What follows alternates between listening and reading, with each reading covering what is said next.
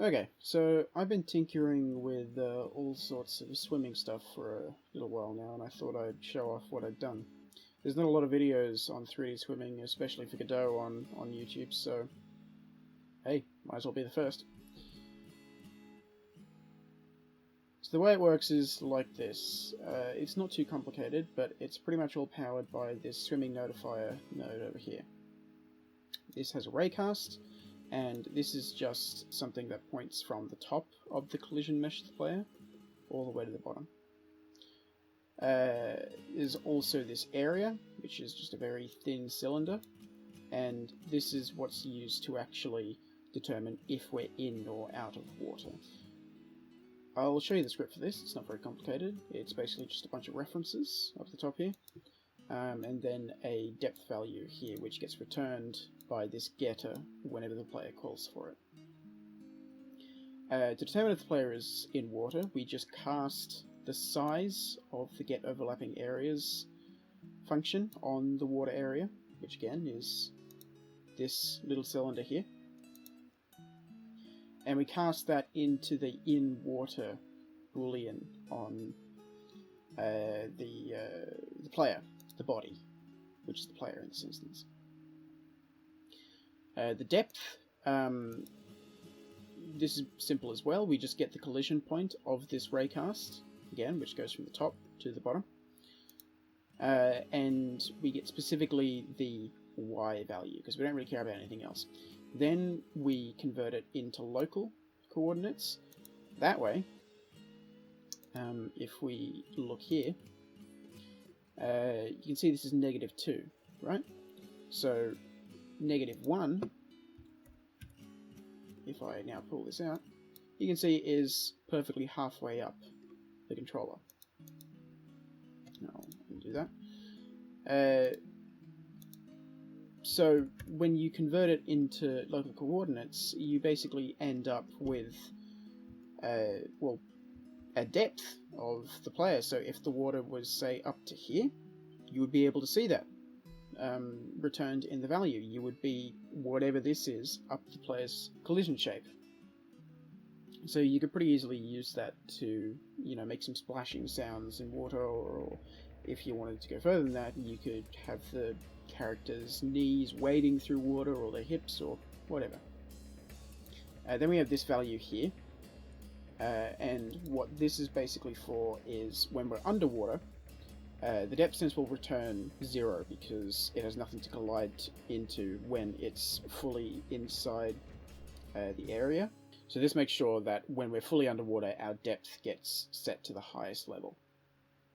Okay, so that's the script explained pretty well, I think. It's not very complicated, but I'll go into the player script and show you how it gets used. So, everything gets done with it, gets done in the process function. So if we go down here, here it is. Okay, so explaining this, when we're in water, we are swimming. That's pretty basic. This part here, this determines, based on our depth, if our head is underwater. And if our head isn't underwater, it stops us from being able to swim up too far. Because otherwise we would be able to swim up until our water area left the water, and then we'd kind of bounce on the water as gravity pulled us back down. So this prevents that from happening. Otherwise, if we're not in water, and our depth isn't equal to 2, then we stop swimming, and our head isn't submerged. We'll go on to set swimming here, and all this does is changes states on our state machine and our character mover. There's an exception here for my application, because I'm able to climb, and I want to be able to climb out of the water without it interfering with that, so that's what that does. Now, if we go and look at the logic in the character mover, yeah, here it is. Look at the swimming process. So this move vector is based on the basis of our camera, so that's how we're able to swim up and down. We shadow gravity here because we might need to set it to 0 here, and we don't want to mess with our normal gravity settings. So when our head is above the water, so it's not submerged, if our velocity, the absolute value of our velocity, is lower than 6, we set gravity to 0, so we won't sink and we won't float up. The reason we check for velocity here is if the player is falling at a certain speed, or above a certain speed that is, we want them to plunge in a little for a better effect there. And now here we get the sign of our current move vector. And we don't want the player to be able to move any further up if our head is submerged. So if the sign is positive, that means we're trying to move up. So if that's the case, we just set it to 0, and then we move on as normal.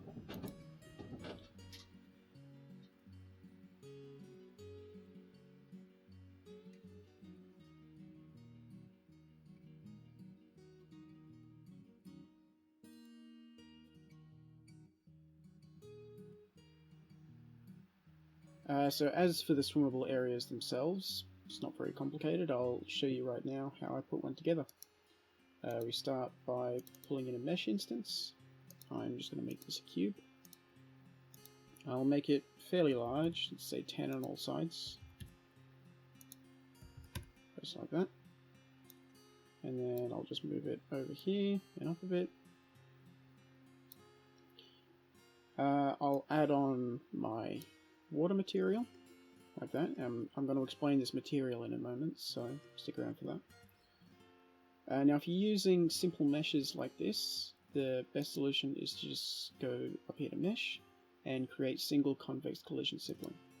Don't use tri-mesh, it won't work.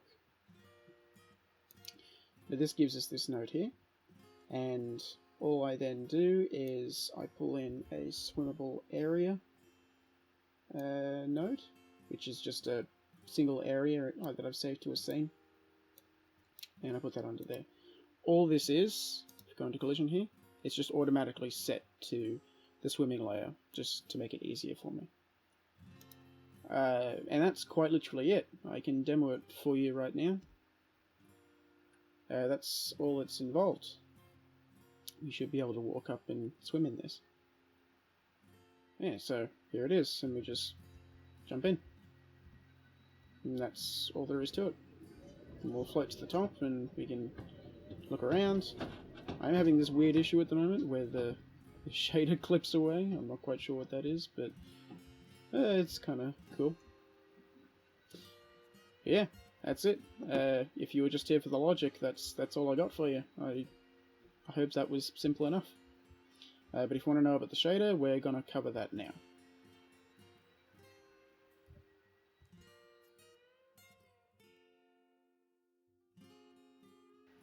Okay, so full disclosure, I didn't make this shader. It was made by Commit91, I think his name is. I will link to him in the description. But regardless, I have made a few changes to it that make it a bit nicer for a first-person game. So let's take a look. The major things I added is there's some transmission I put in down the bottom here. What this basically means is, if we go into first-person view here, we go under the water, you'll see it kind of shines through the water, like the underside of the water looks a little darker, as if it's diffusing some of the light as it comes through. I can show you how this looks different without it. Just select it here, go into the shader, and if we just comment this out for a moment, see, that's the difference. It looks far too dark, but this gives you some control. You can control the color of it with this transcolor value here. Make it, whatever you want, up and down. Yeah, so that's that part of it. Another thing I did was there's this distance fade here, and you can turn this on and off here and adjust some settings as well, like how close or far it counts. But I'll show you what it looks like with it turned off first. So again, if we go into first person, if we come up on this, you can see there's like an obvious planar effect here, right? Like we're cutting through a piece of geometry. This doesn't totally fix that, but it makes it a little nicer. If we go in and turn it back on. Now if we move through it again, same way, you can see it kind of blurs as we come through it. So yeah, it just looks a little nicer to me. There's some weird culling stuff going on with the shader. I'm not sure what the issue is. I'll figure that out eventually. But anyway, what was the other thing I added? Right, yeah, of course. It's Tripliner now, so it will tile. So if we look at this, it is square, so it's not really obvious right now. But if we make one of these sides a bigger number, let's say 100, you can see it's still tiling as it should. It looks about right. But if we go into the material settings and we turn off the triplanar, you can see it stretches.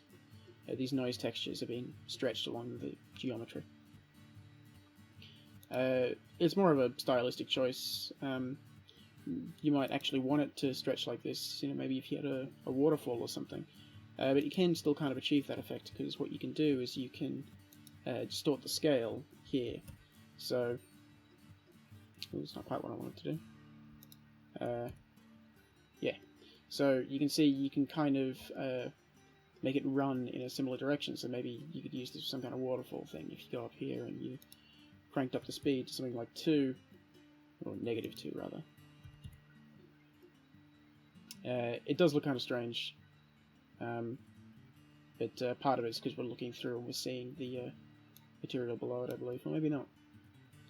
Oh yeah, that looks a bit better, but you can see the effect. It kind of scrolls down for you, but regardless, it's just an option I've added in. I'm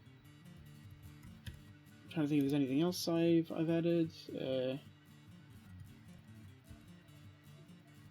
I'm going to say this 2.05. There we go. But yeah, I'm trying to think if there's anything else I've added. Oh, actually, there was one thing.